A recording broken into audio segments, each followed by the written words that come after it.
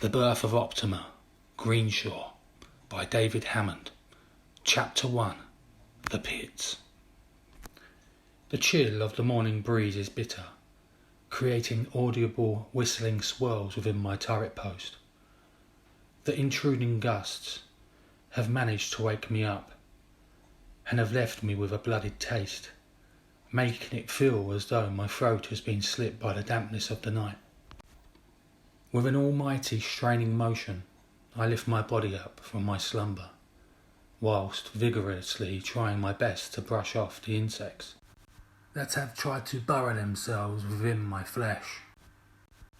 I violently yank at my collar, in the hope that it may help dispel the ravishing bugs who have appeared to have set up home in the scruff of my neck.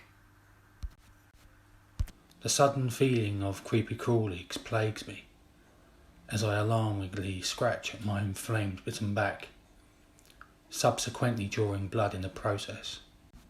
Studying the tips of my sulphur-stained fingers, and I notice lumps of blooded scabs that have collected inside my rotten fingernails. I slowly run them over my bumpy abrasions that have unwelcomely developed. They give off a prickly sensation as my grubby fingers struggle over their scabby surfaces. It appears that I had contracted the irritable skin complaint during my first week at the pits. The damn bloodsuckers. They're using my body as a source of food by sinking their parasitical heads inside my derma, to which they then kindly replace with their venomous poison. How kind and considerate of them. Having just awoke, I try my best to take a squinted look at my wristwatch. The clock face reads 08:15 hours. Seems that I have awoken 15 minutes before my scheduled alarm. I cancel my unneeded alarm and then begin to rub the sheet of mucus that had developed overnight around the sides of my mouth. The remaining body excretion around my gob finally treats me to a sharp taste as I accidentally recycle it back down my throat. Fud, I said, stretching out my arms with an awkward yawn. Screwing my face down to its vulgar taste, I immediately reach down to my camo hip flask. I flip its lid and gush the water down my throat instantly, to help destroy any remains of its ghastly tang.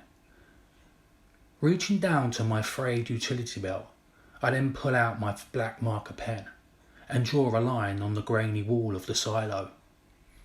The lines on the wall serve as a great purpose, because they help me to keep a tally of days served. However, the screeching of the felt-tip marker sure is cringeworthy. Feeling ready for what the day has to offer, I now attempt to climb up onto the ammunition boxes. The metal cases are neatly stacked up, just like a staircase, and serve as steps to the outside of my turret post. Having reached the top of the stairs, I then proceed to slowly pop my scruffy head out of the hatch and slowly scan my blurred vision across the Wedside suburbs. Strands of thick morning fog vessels out from the red zone's east side and drifts peacefully southeasterly across the battered scorched terrain of Greenshore's once beautiful circular park. Greenshore is the capital and most populous city of Zuntra. Standing on the River Tyr at the southernmost point of the Zuntra Knolls, Greenshore has been a major settlement for nearly 2 millennia. The coastal city was apparently founded by earlier settlers, who originally pronounced it as Green Floor. According to archaeologists, the reason behind the name today all stems from Zuntra's beautiful pastures that once flourished along the south coast before the expansion of the city. If someone was to observe the layout of the city from a bird's eye view, they would see the striking similarities to an opened human eye, in the sense that the top of the rural boundary resembles an upper eyelid and the coastline the bottom part of the eye. Its two suburban regions are similar to the sclera, as known as the whites of the eyes, down to them being separated apart by the city centre, which looks like the iris of a human eye. The west side red zone would be the left side sclera, while the east side multicoloured zone, to the right side sclera. Using the rim of the eye's iris to describe the city's circular park that has a radius of 2 kilometres from the edge of the city centre is probably the best method possible, as the park circulates in between both suburbs and then surrounds the city centre. The circular park then fades off at the south of the city's industrial blue zone and abruptly comes to a halt near to its filthy factories. The central part of the city, already referred to as looking like an iris, sits in the middle of both suburbs and has a radius beginning at the centre of the black zone of roughly 10 kilometres. The inner city core, known as the black zone, would be best described as looking like a pupil, down to its sitting almost centre of the central city. The black zone is then surrounded by the river Tyr that meanders south, connecting itself with the currents of the Zuntra Ocean.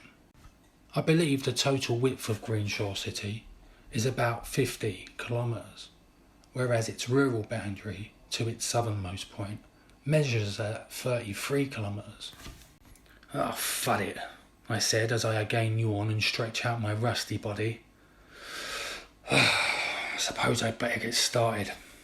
The sun's glare cuts through my crusty layered eyes, while I try my best to stretch out my arms to their full potential. Smoke billows from the 2 kilometre away dilapidated red zone buildings. Its smog slowly travels towards the southeast, covering the morning murky sky, to the point that the musky atmosphere partially blocks the eastern rise of the sun's rays in short intervals. It's that sinister breeze of death again, followed by crackles of sporadic automatic machine gun fire. The devilish scent and sounds haunt me without fail, and inevitably force me to retire back down to the safety of my enclosed armoured pit nearly every single day. My infected bites now begin to beg for yet another itch, to which I oblige with a hard scratch to my upper right shoulder, while carefully clambering back down the steps. "Ah, that's better," I said as I irritably scratch at my bites with my fungus-infected nails. I wonder what today has to offer. Our D12 Pit Division is located northwesterly, just on the outer fringes of the city of Greenshore's central green zone. The 3 pits are circularly reinforced steel frame silos that sit positioned in a military V formation, recreating that of the flight of geese. The interior of my pit measures at approximately 2 metres in height and has a total circumference of 12 metres. Each of the silos defensively sit buried 2 metres down a 15-metre high sloped mound, which had once served as enemy floor-edge storage tanks just before our national revolution. However, the silos now act as makeshift reconnaissance turret posts for the fight against our sinister enemy, infamously known as the Zakatarian Empire. Our fellow battle-hardened frontliners defend the west side, circular park perimeter, whilst we hold back as recon. We, I say. We are all dug in deep, 10 metres apart, a sturdy band of 3 roughneck pitfires. It's my turn shortly for the day watch, whilst my cover gets some well-deserved rest from doing that dreaded night shift. We take turns on rest periods and work by a strict pattern of 8 hours each, obviously to help maintain 100% efficiency. My recon shift starts at 0900 hours and ends at 1700 hours, meaning that it can be extremely monotonous, to the point that I sometimes find myself fighting to stay awake. The pit is rotten inside and stinks of urine. Spent ammunition shells litter the circular piss-stained surface of the silo, while escaping earth from its cracked cement wall seeps through, making a convenient pile of soft infected soil that I obviously use as my slumber. My soil bed's comfortable feel is unfortunately overpowered by the combined mixtures of both urine and crud. that has created a uniquely wretched smell by it also being adjacent to my toilet waste hole. Space is extremely scarce in here, but serving in the pits to forces gives you the strength to adapt to your surroundings. The primary weapon systems of each of the 3 D12 pits are automatic Z4 600s, which all point 10 o'clock westerly, towards the outer beginning portion of the enemy infiltrated red zone. The twin barrels of my turret are as long as my legs, and are covered in growths of dark green moss that effortlessly clings itself to the weathered grey steel of the guns. All 3 of our Z4 turrets are draped in heavy camo nets, which imperatively helps our position blend into the long dead weeds of the higher grass mound. My cannon, in particular, is lightly rusted and squeaks like mad when adjusting circular swivel. The once wooden gunner grips are worn to the bare metal, unfortunately leaving me with a permanent metallic-like smell on both hands. Having climbed onto the gunner platform, I begin to squeeze through to the gunner hatch. I peer into the scopes with my tired eyes, and then gently move the cold handles to scan across the suburban red zone. The scorched terrain towards the red zone is absolutely littered with debris and burning craters, which has been caused by the shells that had one time fell in previous invasions. My gun's circular row makes a unique squeak as I direct its menacing twin barrels towards my main objectives. I aim my visuals 9 o'clock to the west, towards the frontliners, who are all strategically positioned roughly 2 kilometres apart. All 3 of the distant bases have been specifically positioned in a defensive wedge that resembles an inverted V formation within the bombed-out wasteland of Greenshore Circular Park. Our D12 pit position has been strategically positioned to loyally maintain the perimeter of the city centre. Should any enemy units successfully breach the Alpha front lines, then we are to engage them with extreme force, as we are the last line of defence. Communications is limited at all Alpha posts across the northwestern side of Greenshore, which is why the pits have been given strict orders to observe all 3 Alpha posts, and then relay any activity back to HQ. Our enemy's strategical positions, along with their radio jammers within the red zone, have made it considerably harder for us to communicate with each of the 3 Alpha posts. However, word in the pits is going around, and apparently pockets of specially advanced battalions are making great progress within the enemy-held red zone. So hopefully we should see communications back online in a matter of weeks. It's been known for a very long time now that the serving chief of the pits purposely neglects the pit division as a way of breaking in the new recruits. I guess it works, because I actually feel both physically and mentally broken. The pits are mentally demanding, and no matter what, nearly every single recruit must complete in both its tedious training programs, along with 6 hard months of duty. These requirements are absolutely paramount for any individual who wishes to move up the ranks of the Zuntra military. Then again, if you're wealthy, I suppose you can just dodge serving altogether. As credits do talk in Zuntra. Our pits all contain the Z4 weapon systems. It's known that the Z4 is one of the main killers of the pit recon fighters. Due to the sheer size and weight of the turrets, they sometimes detach themselves from their top bolted running rails, obviously caused by the extreme kickback of the barrels. Then splat.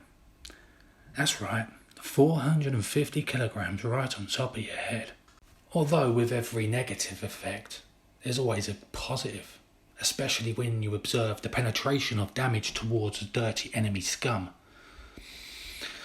Such a pleasantly romantic thing to see. We had pot shot 2 unlucky Zakatarian cruds that breached the Alphas last week. And boy, what a sight. Their light armoured vehicle was perished in a pile of junk just after 20 or so strikes. All 3 of us had unleashed volleys of high caliber rounds that had managed to hit the enemy truck's front engine block. The impact of the rounds then forced the driver into a crater, which then acted as a ramp, lifting the light Zaka truck 15 feet into the air. After a few seconds of it flying, it then crash-landed onto its roof, producing a shockwave of debris that scattered across the terrain. The fuel lines of the vehicle had obviously been ruptured from the rounds, which in turn created a blistering fire. Shortly after the surprise attack, we were given strict orders to go and investigate and make safe of the area. I remember both myself and my comrade Scott making our way down in our light armoured vehicle, absolutely sweating. The enemy unit was burning on approach, and the heat was tremendously intense, which held us back for a moment, down to its ferociousness. However, the bodies of the Zakatarian soldiers, who were trapped inside the cabin when the fire broke out, will remain forever etched into my mind. The scorching fire had melted their torsos into the truck's interior, which had then acted as a barbecue, producing a smell like no other. This isn't the movies. I wish it was. This here is the real deal. This is no video game. I heard a story back at the military training camp when I first joined. It was about a young pitster by the name of Francis Maloney, who was unfortunately struck by an enemy incinerator shell on his first day of service. Apparently, from what I was told, the enemy round had instantaneously melted both his body and turret on impact, turning his cement silo into a hot pool of liquid metal. Knowing that the Zuntra authorities wouldn't be able to retrieve his body, I heard they just buried the silo in a military ceremony, as poor old Maloney's family watched on in agony. Look, it's easy pulling the trigger, but when you see the aftermath, it does have that everlasting effect on you. I suppose it really doesn't matter how hard you claim to be. It'll eventually catch up with you. Just imagine the Zakatarian troopers along with the many others I've killed. They have all got loved ones, and I bet their families are all waiting for them to return home. Yet little do they know, their relatives are probably infused within metal and rubber, while burning inside piles of scrap metal. After the devastating strike against the Zakatarian unit, I remember being in extreme agony with shoulder pain, brought on by the recoil of the gun's barrels. Yet at the time the pain slowly faded down to the extreme adrenaline rush and the obvious importance of survival. Louis the cat leaps onto the upper gunner platform and brushes his mangy body up against my legs as I scan the blurry suburban skyline. Louis is a black and white cat. Well, I should say black and grey cat, because the dust and silt of the joining tunnels have really taken their toll on the poor bugger. He purringly welcomes me with a message tucked into his makeshift harness. I gently kneel to read the note while stroking his head. The note reads, "Sharpe, I'm signing off at 900 hours to get some rest. Make sure you keep an eye open to the west. There was slight activity through the night, although no sign of any action. From Scott." Scott comes across as a rather cool chap and has always got a smile on his face. He told me that he had once owned his own floor-laying business within the precarious red zone. However, frequent Zaka attacks had left him unemployed and literally forced him into the military. Although, there's absolutely no way he'll progress further through the ranks, especially with those knackered knees of his, obviously brought on by his previous work. Then again, I suppose he's lucky in a way. Louis leaps down from the platform and playfully stretches himself out onto my canvas cover. He sinks his claws deep inside the canvas and purrs, searching for comfort. Having failed to find comfort, he then comically spins his body around, turning his attention to the walls of the silo. He swipes his claws at the root stem that reaches out from the large crack and begins to play. As Louis plays, I forcefully take another swig of water from my hip flask. The water is grossly warm, with an unwanted twang of soil. "Crud," I said, twisting my face. "Louis, what I would give for a hot cup of latte, little fella." Louis stealthily looks up to where I stand, with his eyes fully dilated. After a short uncomfortable staring game with the cat, he then purrs at me and continues to attack the root stem. The little rascal is an iconic figure amongst the D12 Pitster divisions, yet he was very shy upon our arrival. A former Pitster who was stationed at one of the 3 turret posts before we arrived had made Louis a harness to transport goods through to the connecting tunnels, which is ideal as it saves us from having to exit the safety of our posts. He told the three of us that he had carefully crafted the harness out of a bulletproof vest that he himself managed to obtain from a dead Zakatarian soldier, whilst out on investigative procedures. I got to say, the fella done an amazing job crafting the armoured harness, as it fits the cat just like a glove, while offering both manoeuvrability and protection. Seeing that Scott is now on rest period, I prepare to get myself ready by stuffing my stinking feet into my magnetic rigger boots. Pressing down on the self-securing button, I watch on as the boots mechanically tie up. However, the accumulation of grime and rust is beginning to make them harder to lock in. Standing on the magnetic platform, I begin scanning all alpha positions to the west. Having studied them through the scopes, I can clearly see that both Alpha 15 and 20 seem tranquil, with absolutely no sign of activity. Maybe the calm before the storm. Twisting the cold zoom screw with my crusty fingers, followed by a slight swivel to the left, and I aim my observations towards Alpha 10. My gun's binocular scope lenses are weathered and scuffed, yet parts of them are just clear enough to see out from. Now that they are perfectly aimed westerly, at approximately 2 kilometres out, 10 o'clock from my position, I survey Alpha 10 closely. 5 of their 12 personnel play football, as I watch on at the remaining men maintaining defensive positions of their Z6 800 weapon systems, which is the Z4 600's bigger brother. Intimidating isn't the word. Alpha 10 have a towering sandbag wall, with 2 powerful Z6 mobile turrets placed either side. The large wall measures about 50 feet in height, and I would say 55 metres in length. Their enormous presence makes an excellent defensive buffer for any incoming enemy rounds, as the wall is absolutely stacked to the rafters, with big bulky sandbags. 4 metres away from behind the centre of the sandbag wall is an underground bunker that is used as a rest station, amongst many other things. Directly above the bunker is the ammunition trailer that then feeds the ammunition to both Z6 cannons via sturdy ammo belts.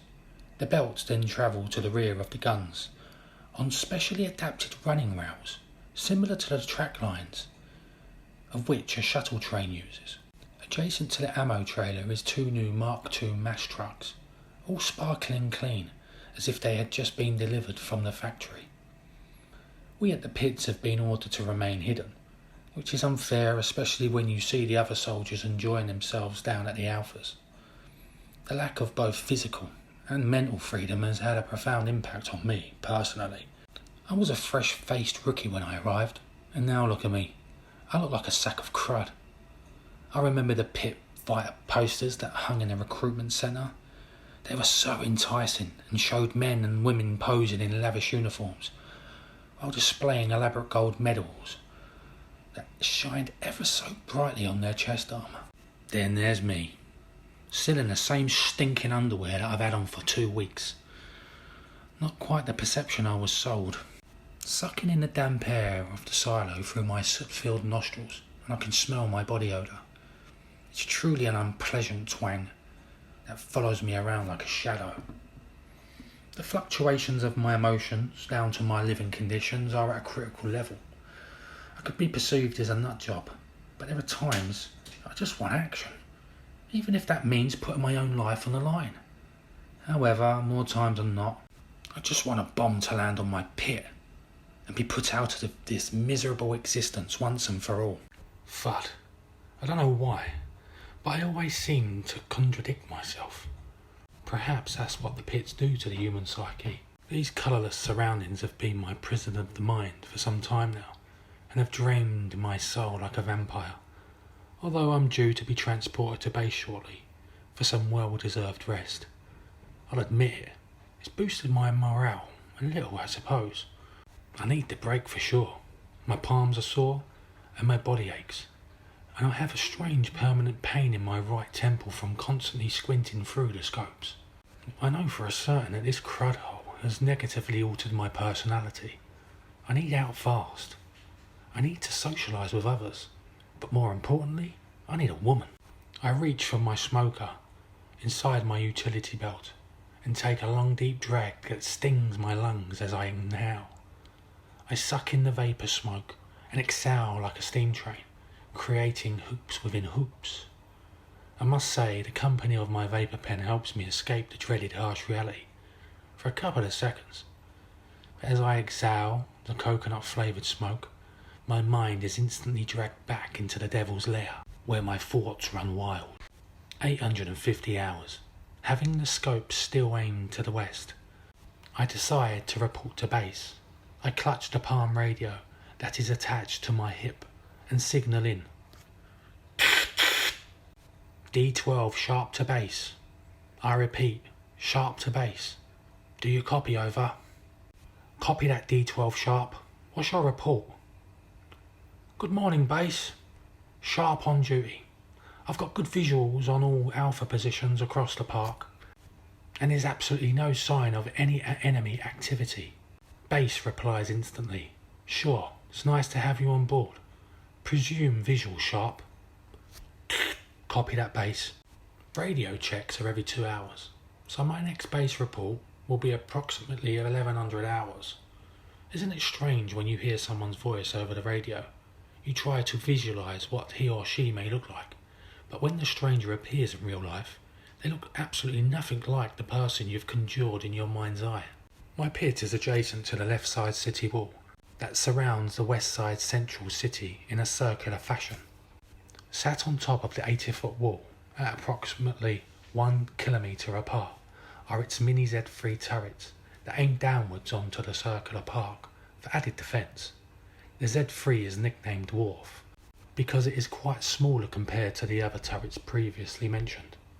However, they certainly do the job and are primarily used against infiltrating enemy units that get in too close for comfort to the inner city green zone. The giant walls act as a great defensive buffer for the city, and are also a perfect wind defence too, as they fortunately shield our pits from the elements of incoming westerly weather. Spaced out behind the city's walls are newly dotted stars, also known as surface-to-air rocket systems. The 20-foot rockets stand proudly scanning the skies above for any incoming aerial threat, and they do a splendid job at hitting their targets. Scott's pit is 10 metres away, 1 o'clock to the lower front centre of mine, while Taylor's is also the same distance apart, 4 o'clock from the rear of Scott's. 45 metres adjacent to both myself and Taylor's location is the continuation of the heavily armoured city walls that bend around the sides of Greenshore's city centre. Taylor's a cool chap and often sends chocolates through the connection drainage tunnels via Louis' harness. A well-mannered man and an ex-Red Zone bus driver. He was originally serving as a Z6 frontline operator. However, he was moved into the Recon training camp 8 months ago, as the war had taken its toll on his mental state. Taylor had apparently lost members of his Alpha 20 unit down to an enemy landmine whilst patrolling beyond the outskirts of the Red Zone. I could clearly see the pain in his eyes.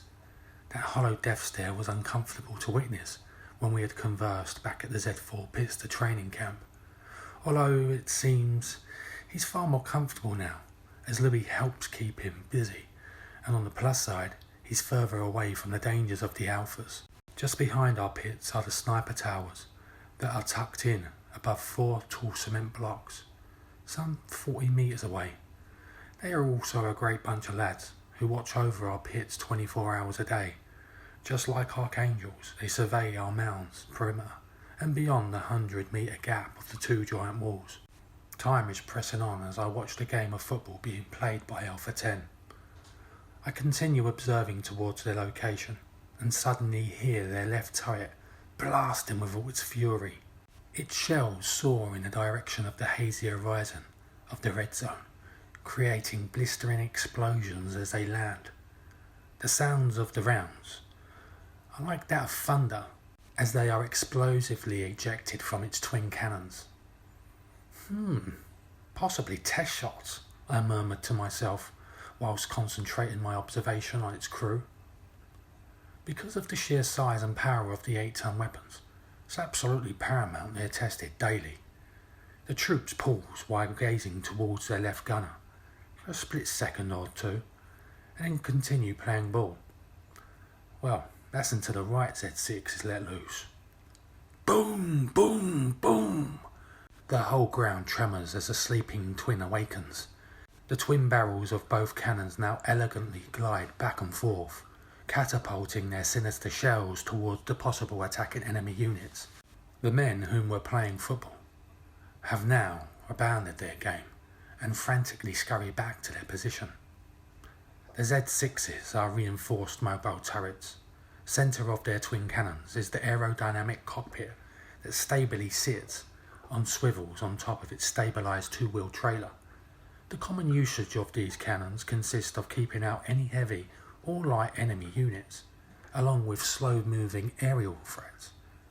Aided by its highly advanced onboard computer system that's equipped with the latest motion sensor technology, the Z6s can locate visual activity from the radius of 3 kilometers and can both precisely and effectively hit a target with standard shells at 2.8 kilometers away. Furthermore, depending on the various types of ammunition, i.e. rocket-propelled shells or blister rounds, targets can be hit at much further distances. The separate ammunition trailer that feeds both ammunition belts to both turrets makes the performance of the unladen cannons extraordinarily agile. It's been proven that the precision and speed of each Z6 round is by far superior to any Zakatarian enemy cannon known to man. Sophisticated guns can also be mounted with individual ammunition supply boxes that connect onto the main lower body of the Z6 via bracket hooks. Obviously for the more mobile missions, as the individual smaller ammo boxes would limit their capacity and overall firepower, especially in the important static locations such as the circular park. In the heat of the battle, when an ammo storage trailer is near to 20% depletion, heavily armoured weaponised ammunition trucks leave the fortifications of the city's walls and replenish each of the Alpha bases. They do this by sending out an empty flatbed, which is then followed by a fully loaded truck. I must say, it's amazing to see the ammo trucks at work, as it is a very well orchestrated display by all personnel involved. I wipe the beads of sweat from the back of my neck with my grubby hands. Studying the situation by twisting my zoom switch to the right, I zoom in even more to the Alpha 10's left side turret. I nervously reach for my radio and call in. D12 Sharpe to base. Alpha 10 in combat. Both Z6 turrets active. I repeat, Alpha 10 in combat. Both Z6 turrets active. Base immediately replies, copy that, Sharpe. I watch on as the cannons thrust back and forth repeatedly towards the suspected enemy and murmur, damn it. The beasts fire in sync with each other, which almost creates a melodic, vibrating rhythm that travels through my turret and down into my spine. I take my face away from the scopes to check Louis' reaction of the sinister rumbling noise. The cat sits wide-eyed on top of the canvas sheet as the bomb raid sirens kick in. Then, like a darting little rat, he cowardly scurries into the connecting tunnel, towards the safety of Scott's neighbouring pit, and shakes with violence as I squint through the scopes. Oh, crud!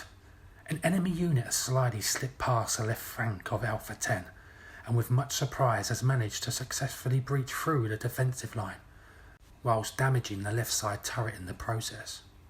The enemy truck hurtles across the west side of the circular park, towards our position, leaving a large plume of dirty orange dust that scatters behind it, effectively blocking the front lines from firing back. The automatic machine gun that is attached to the top of its hatch suddenly spins and indiscriminately shoots towards Alpha 10, forcing the Alpha 10 personnel to use their mass trucks as cover. I nervously shout, crud! How did they manage that? Reaching to the radio, I try to contact base while activating my Z4 power switch. I scream into the microphone, to D12 locked and loaded. Sharpe, D12 to base.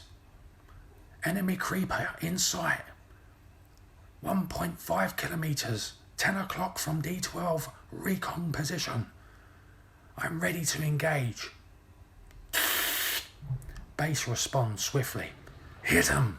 Having now been given my orders, I immediately unclipped my yellow ear defenders that were peacefully hanging from my turret and quickly pulled them over my scruffy hair.